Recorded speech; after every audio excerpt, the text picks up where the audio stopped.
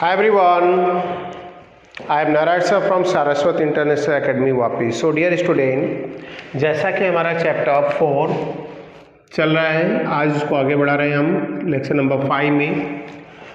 बात करें chapter 4 chemical bonding. तो जो चैप्टर हमारा है 4 केमिकल बॉन्डिंग. केमिकल बॉन्डिंग के अब तक की जो टॉपिक में हुए और लास्ट लेक्चर को कनेक्ट जरूर करना पड़ेगा क्योंकि उसी के रिमेनिंग टॉपिक आज इस लेक्चर में होने वाले हैं. तो अगर हम पार्ट 4 की बात करूं लेक्चर 4 में, तो वहां पर हमने जिस पॉइंट पर हमारा डिस्कशन चला था वो पॉइंट था bond parameter and Lewis dot structure. तो बॉन्ड पैरामीटर का मीनिंग क्या है और उससे कौन से हेडिंग एसोसिएटेड है. एक bond length, bond enthalpy, bond angle and bond order. तो 2 पॉइंट्स हमारे कंप्लीट हो चुके हैं. अब रिमेनिंग 2 पॉइंट्स की बात करेंगे. Then after resonance, formal charge जो भी इंक्लूड होंगे इस लेक्चर में देखेंगे. तो बॉन्ड पैरामीटर में जो अगली हेडिंग हम पढ़ने जा रहे हैं दैट इज बॉन्ड ऑर्डर. मैं बता दूं स्टूडेंट कि ये हेडिंग 2 टाइम्स है. एक बार काफ़ी लेंदी है, काफ़ी लेंदी हेडिंग है जो सेकेंड लास्ट पेज से आपका चालू होगी, एकदम सेकेंड लास्ट हेडिंग है चैप्टर की. और उस पॉइंट को वहीं बताएंगे क्योंकि बगैर एमओटी पढ़े, मॉलिक्यूलर ऑर्बिटल थ्योरी पढ़े, इस टॉपिक के अंदर जाना मतलब रिस्क है. यहाँ सिर्फ नॉर्मल से पॉइंट से डिफाइन करना तो ये समझ में आ जाएगा, बट वहाँ का टॉपिक नहीं आएगा. इसलिए हमें पहले नॉर्मल पॉइंट जो दिया है स्टार्टिंग का वो डिफाइन कर देते हैं एंड देन आफ्टर आगे बढ़ेंगे. तो बॉन्ड ऑर्डर है क्या? बहुत सिंपल सा पॉइंट है. The number of covalent bond present between 2 atom of molecules. Between 2 atom of molecule is called bond order. Is called bond order. तो the number of covalent bond present between 2 atom of a molecule is called bond order. तो ये bond order का points हो गया. तो bond order का meaning हो गया ये, या अदर राइट कर सकते हैं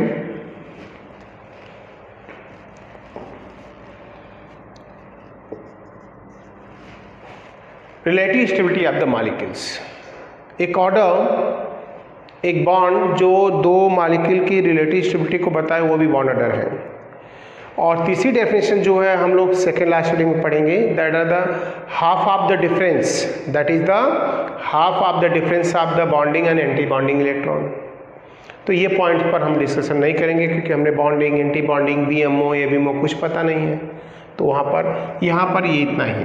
the number of covalent bond present between 2 atom of a molecule is called bond order. As a example hydrogen के बीच में सिंगल बॉन्ड है, सो दैट्स क्लियर है.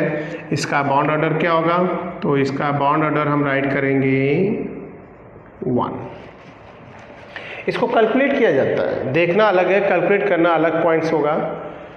एंड सेकेंड O2 में 2 ऑक्सीजन एटम के बीच में बॉन्ड ऑर्डर क्या निकलेगा स्टूडेंट? 2. N2 के बीच में कैसा बॉन्डिंग है? N ट्रिपल बॉन्ड से अटैच है, तो इसका बॉन्ड ऑर्डर क्या होगा? Then its bond order is 3. ये बॉन्ड ऑर्डर अदर भी आ सकते हैं, फ्रैक्शन में भी आ सकते हैं, 0 भी हो सकते हैं. Like helium. अब helium molecule does not exist,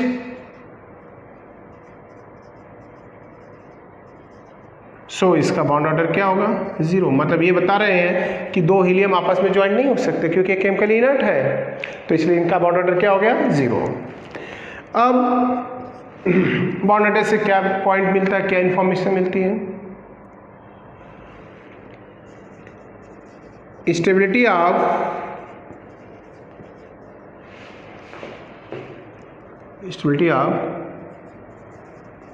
molecules. Now stability of molecules increase with increasing bond order. Second point, ये पॉइंट हो गया कि अगर बॉन्ड ऑर्डर बढ़ेगा तो स्टेबिलिटी क्या होगी, इंक्रीज होगी। नेक्स्ट पॉइंट पे जाएंगे, bond enthalpy is also increases by increase in bond order. हमने अभी बताया था बॉन्ड ऑर्डर, तो बॉन्ड ऑर्डर जैसे से ट्रिपल बॉन्ड की इंथैल्पी ज़्यादा क्योंकि बॉन्ड लेंथ छोटी है, and then bond order inversely proportional to the क्या होगा, बॉन्ड लेंथ। तो कहीं न कहीं बॉन्ड ऑर्डर तीन पॉइंट्स को हमें यहाँ रिलेट कर रहा है, तो दैट इज बॉन्ड ऑर्डर। तो बॉन्ड ऑर्डर क्या होता है, दो एटम के बीच में present single double triple bond जो होते हैं वही बॉन्ड ऑर्डर होता है, बट इसकी डिटेल बहुत ज़्यादा जो हम लोग सेकेंड लास्ट हेडिंग में आफ्टर मॉलिक्यूलर ऑर्बिटल थ्योरी पढ़ेंगे। और नेक्स्ट पॉइंट की बात मैं करूँगा यहाँ पर बॉन्ड पैरामीटर की। बॉन्ड पैरामीटर का लास्ट फैक्टर है हमारा जो पॉइंट्स है बॉन्ड एंगल। तो बॉन्ड एंगल है क्या, इसके अबाउट हम लोग स्टडी करेंगे।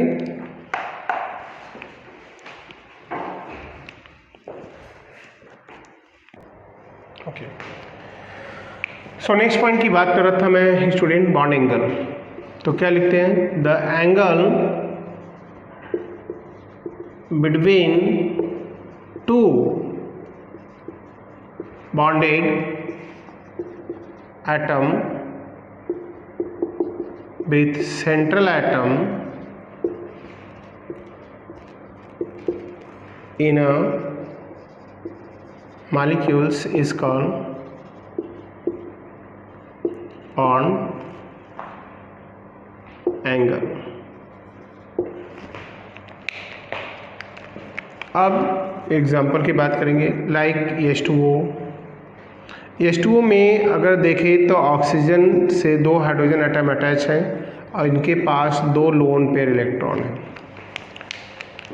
और इनके बीच का एंगल जो मेज़र किया गया that is major in what is degree, already आप लोगों को पता है, एंड देन 104.5 डिग्री।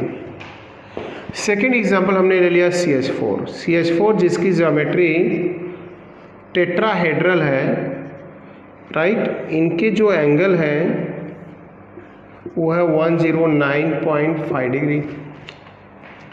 इसी में मैंने एक और एग्जांपल ले लिया अमोनिया का। नाइट्रोजन जिसके पास एक लोन पेयर और 3 हाइड्रोजन एटम है, क्लियर, एंड देन इनका एंगल है बिटवीन टू एटम 107.5 डिग्री। सो यहाँ पर एक चीज़ तो क्लियर है, कोई भी सेंट्रल एटम से बॉन्डेड दो एटम के बीच का जो एवरेज एंगल है वही एंगल के हमारा बॉन्ड एंगल बोला जाएगा। तो बॉन्ड एंगल का मतलब the angle between two atom. अगर मैं इस 3 कंपाउंड को ऑब्जर्व करेंगे स्टूडेंट, तो तीनों के एंगल डिफरेंट है, दिख रहा है, मैंने ऑलरेडी राइट किया है, बट अगर इसमें सर्च करें तो क्या पॉइंट्स हमें मिलेगा, एंगल के अगर पॉइंट जाए तो क्या पॉइंट्स मिल रहा है इसमें, यहाँ देखा जाए तो देखो एक चीज़ तो ये दिख रही है कि यहाँ पर लोन पेयर 1 है, राइट, यहाँ 2 है, यहाँ नहीं है। तो एक तो पॉइंट ये मिल रहा है कि angle between two atom, angle between two atom now decrease with increase in lone pair electron at central atom, at central atom.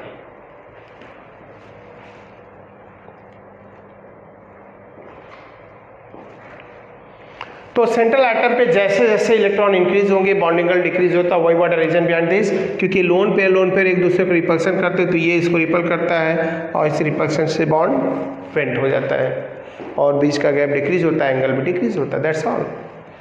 Second, एक चीज़ और पॉइंट देख रहे हैं आप लोग कर रहे हैं, अगर सेकेंड पॉइंट देखें तो यहाँ पर साइज ऑफ एटम और इलेक्ट्रोनेगेटिविटी दोनों फैक्टर इंपॉर्टेंट रोल प्ले कर रहे हैं। कैसे?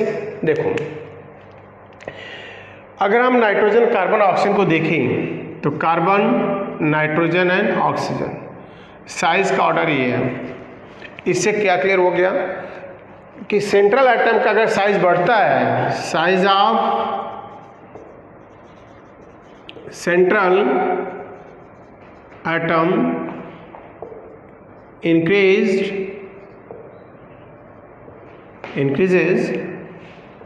then bond angle increases। मतलब सेंट्रल एटम का कार्बन का देखो साइज सबसे बड़ा, एंगल सबसे ज़्यादा है। सेकेंड फैक्टर अगर हम और एक देखें तो वो है electro negativity of central atom. तो इलेक्ट्रोनेगेटिव ऑफ सेंट्रल एटम में देखा जाए सबसे मोस्ट इलेक्ट्रोनेगेटिव एलिमेंट कौन है? ऑक्सीजन। एंगल क्या है? सबसे लिस्ट है, तो हम राइट करेंगे electron increases then bond angle decreases. तो जो बॉन्ड एंगल है वो कहीं न कहीं सेंट्रल एटम की इलेक्ट्रोनेगेटिव के इन्वर्सली प्रोपोर्शनल है। तो ये पॉइंट्स हो गए बॉन्ड पैरामीटर के, जिसमें हमने लास्ट लेक्चर में bond length, bond enthalpy, right, और नाउ लेक्चर 5 पार्ट 5 में स्टार्टिंग में हमने पढ़ लिया इसमें क्या, bond angle and bond order. So then after अपनी टॉपिक पर हमारा डिस्कशन चलेगा और वो टॉपिक है हमारा क्या, रेजोनेंस। सो रेजोनेंस का मीनिंग क्या आपको होता है, रेजोनेंस है क्या, उसके अबाउट हम पढ़ेंगे।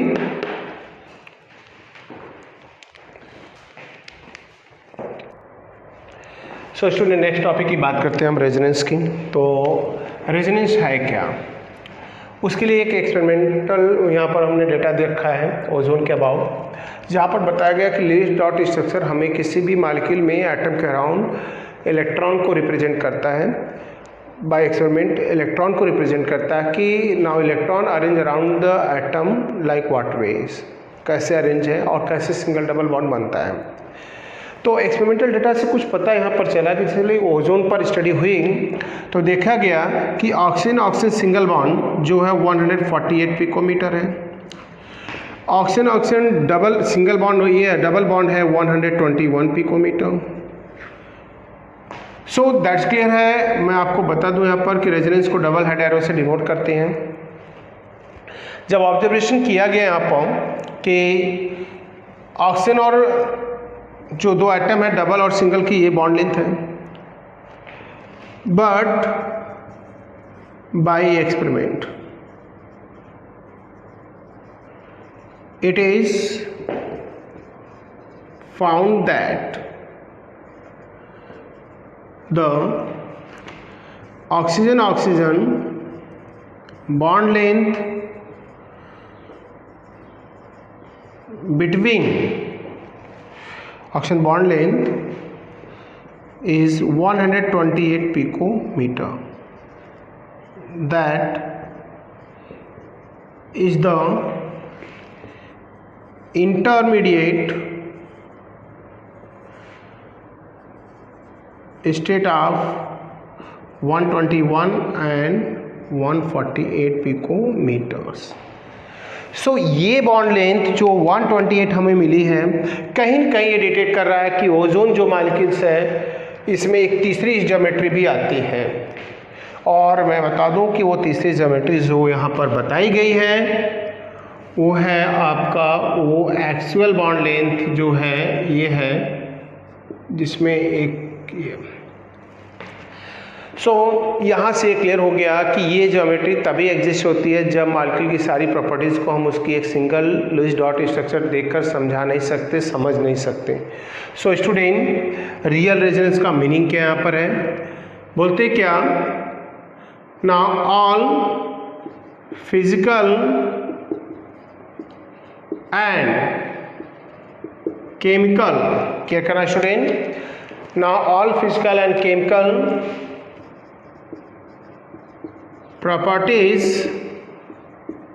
of some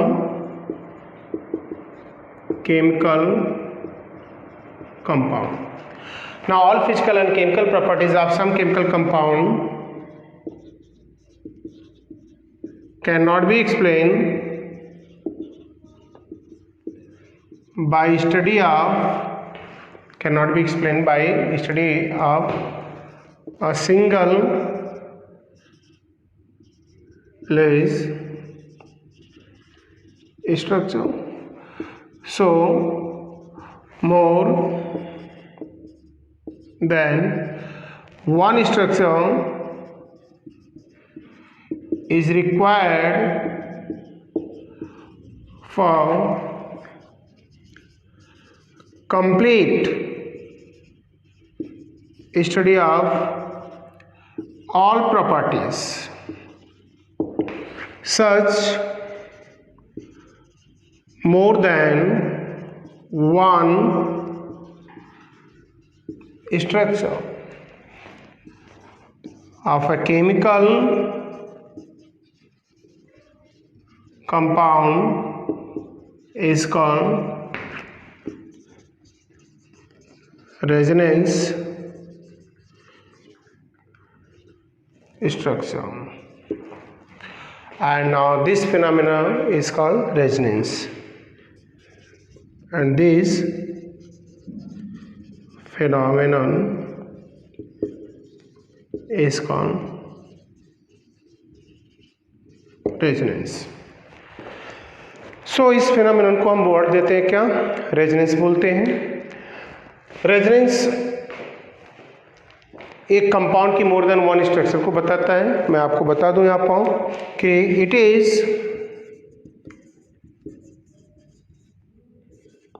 denoted by double head arrow. तो डबल हेड एरो से डिनोट करते इसको हम, that is the sign of resonance. And इससे ये क्लियर हो गया, जो compound more number of resonance बनाएगा that is become more stable. ये हेडिंग भी हमें दो बार पढ़नी है, एक बार ऑर्गेनिक में, वहाँ डिटेल ज़्यादा है, टाइप है, बट यहाँ टाइप हमें नहीं पढ़ना है सिर्फ केमिकल बॉन्डिंग में। सो कंपाउंड के कुछ पॉइंट्स ऐसे हैं जो मैं आपको बोल रहा हूँ, समझा रहा हूँ। जो कंपाउंड रेजोनेंस स्ट्रक्चर बनाता है तो ड्यू टू द रेजोनेंस उसकी बॉन्ड लेंथ शॉर्ट होती है, छोटी होती है, जो यहाँ बाय एक्सपेरिमेंट दिखाया मैंने, इससे पहले यूटिलाइज किया था फैक्टर में। एंड रेजोनेंस किसी कंपाउंड की ऐसे बनती है जिससे ईच एटम का ऑक्टेट फुलफिल्ड हो बाय जनरेट क्या होता है, पॉजिटिव और नेगेटिव चार्ज। क्लियर। एंड जो कंपाउंड जितनी ज़्यादा रेजोनेंस बनाएगा वो कंपाउंड उतना ही ज़्यादा स्टेबल होता है, और जो कंपाउंड जितना ज़्यादा स्टेबल रेजोनेंस बनाता है वो उतना ही ज़्यादा क्या होता है, बेसिक होता है, अगर वो S+ लूज करता है। तो रेजोनेंस स्ट्रक्चर से हम किसी कंपाउंड का एसिडिक और बेसिक नेचर आइडेंटिफाई कर सकते हैं। सबसे बेस्ट यूज जो है यहाँ पर रेजोनेंस का अगर देखा जाए तो यही है। So it is determine the acidic and basic nature of compound, acidic and basic nature of compound का acidic और basic nature क्लियर है। अगर दो कंपाउंड हैं और यहाँ से अगर कोई कंपाउंड वाटर में S+ लूज करता है, और लूज करने के बाद जो कंपाउंड ज़्यादा रेजोनेंस बनाएगा, ज़्यादा स्टेबल स्ट्रक्चर बनाएगा, that compound now having more acidic strength. वो हम 12th स्टैंडर्ड से लेकर अगर 11th में भी बात करें तो ऑर्गेनिक में हम इसके अबाउट स्टडी करने वाले हैं। क्लियर। तो रेजोनेंस जितनी कंपाउंड बनाएगा उसकी बॉन्ड लेंथ उतनी छोटी होगी, प्लस हमने आपको बताया यहाँ पर कि रेजोनेंस इस वे ड्रॉ करते स्ट्रक्चर जिससे हर एक एटम का ऑक्टेट फुलफिल हो। एज एग्जांपल मैं यहाँ पर राइट कर रहा हूँ बेंजीन। अब बेंजीन का फॉर्मूला है C6H6। बेंजीन में स्टूडेंट अगर मैं स्केलेटल स्ट्रक्चर ड्रॉ करूं तो इनका जो स्ट्रक्चर होती है यहाँ पर 6 कार्बन एटम है, इनके बीच में डबल बॉन्ड है। पहला पॉइंट है कि रेजोनेंस सिर्फ डबल बॉन्ड वाले कंपाउंड में ही आएगा, मतलब सिंगल बॉन्ड वाले कंपाउंड रेजोनेंस ड्रॉ मतलब स्ट्रक्चर शो नहीं करती, तो डबल बॉन्ड होना जरूरी है। And it is produce, resonance structure is produce by displacement of by migration of double bond pi bond. तो यहाँ देखो ये हो गया, हर एक कार्बन से एक एक हाइड्रोजन है और जिसको हम ऐसा रिप्रेजेंट कर सकते हैं क्योंकि हर कॉर्नर एक कार्बन और हाइड्रोजन को डिटेक्ट करता है। तो बेंजीन के पास भी 2 रेजोनेंस हैं। अब देखो कैसे, ये डबल बॉन्ड हो गया स्टूडेंट, डबल बॉन्ड के रोटेशन से ही रेजोनेंस आता है, मैंने आपको अभी बताया। तो ये बॉन्ड मूव करके यहाँ जाएगा, ये बॉन्ड यहाँ जाएगा और ये बॉन्ड यहाँ जाएगा। इसके बाद ये पॉइंट्स हो गया, डबल बॉन्ड की लोकेशन हो गई चेंज। अगर आप वापस से इसको रोटेट करा रहे हो तो नेक्स्ट यही स्ट्रक्चर होगी। तो रेजोनेंस 2 रखता है और इसके अंदर जो 3 डबल बॉन्ड है वो कंटिन्यूस क्या करते हैं, रोटेट। तो इस डबल बॉन्ड के रोटेशन से रेजोनेंस स्ट्रक्चर जनरेट होती है, इसीलिए बेंजीन की जो एक्चुअल स्ट्रक्चर है वो यहाँ है, that is the ring. Ring बता रहा है कि ये बॉन्ड रोटेट करते हैं कंटिन्यूस। तो बेंजीन हैज 2 रेजोनेंस।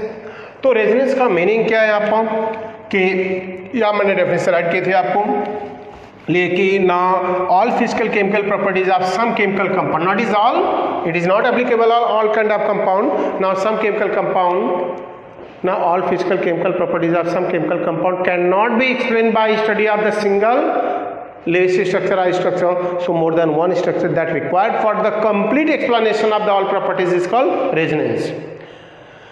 तो रेजोनेंस ये पॉइंट्स है जिसमें हम किसी की एक प्रॉपर्टीज को देखकर नहीं बता सकते। एज ए स्टूडेंट हम अपने सिंपल सी लाइफ में भी इसको यूटिलाइज कर सकते हो रेजोनेंस को।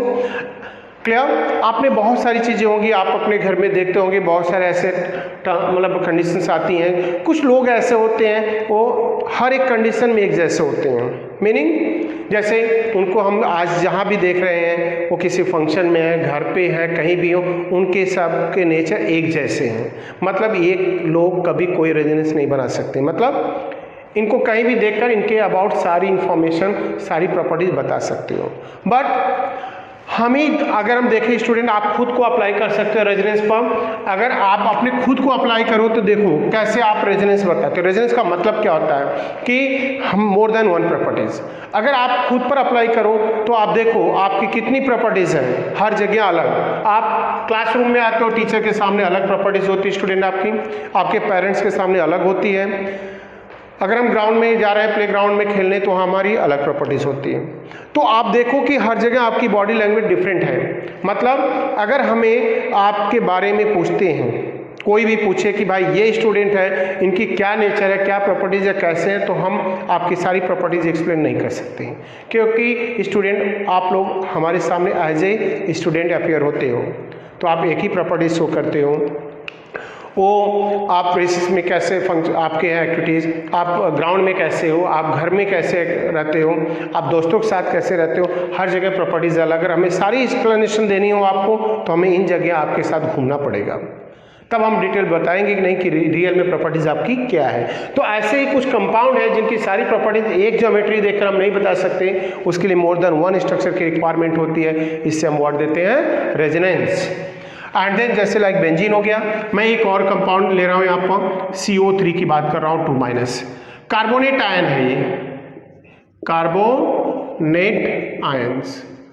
अगर हम बात करें बेटा कार्बोनेट आयंस की, तो यहाँ पर देखेंगे हम कार्बन एक ऑक्सीजन डबल बॉन्ड से है और 2 ऑक्सीजन यहाँ सिंगल बॉन्ड से है। मैंने बताया कि डबल बॉन्ड के रोटेशन से जितनी नंबर ऑफ स्ट्रक्चर बनेंगी दैट इज कॉल्ड रेजोनेंस। तो स्टूडेंट ये डबल बॉन्ड घूमकर यहाँ आएगा, तो अगली ज्योमेट्री होगी हमारी क्या, ये डबल बॉन्ड हो गया, ये सिंगल बॉन्ड हो गया और ये सिंगल बॉन्ड हो गया। फिर ये रोटेट करेगा यहाँ से यहाँ, और रोटेशन के बाद ये कार्बन हो गया, ये सिंगल बॉन्ड हो गया, ये डबल बॉन्ड हो गया और ये सिंगल बॉन्ड हो गया। अब पॉइंट्स हो गए यहाँ पर,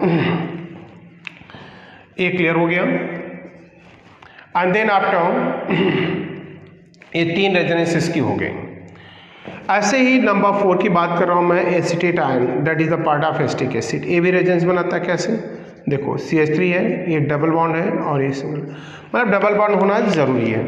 इसकी रेजोनेंस की बात मैं करूँ तो ये डबल बॉन्ड घूमकर यहाँ जाएगा, नेगेटिव चार्ज यहाँ आएगा और ये हो गया अब आपका डबल बॉन्ड और ये हो गया single bond, that's all. So that is the resonance structure. तो रेजोनेंस का मीनिंग शायद आपको समझ में होगा, बट बाकी डिटेल जो है वो ऑर्गेनिक में हम लोग पढ़ने वाले हैं। सो स्टूडेंट बात करते हैं यहाँ पर। आज इस लेक्चर हमने जिन पॉइंट पर स्टडी किया वो एक रेजोनेंस था, रेजोनेंस देना हमने बॉन्ड एंगल पढ़ा और बॉन्ड ऑर्डर पढ़ा। तीनों पॉइंट को आप अच्छे से रीड कर लेंगे और नेक्स्ट लेक्चर में जब हम लोग आएंगे इस पर, तो मैंने बताया था रेजोनेंस के अबाउट, तो स्टूडेंट रेजोनेंस काफ़ी डिटेल में पढ़ेंगे, यहाँ इतना ही है।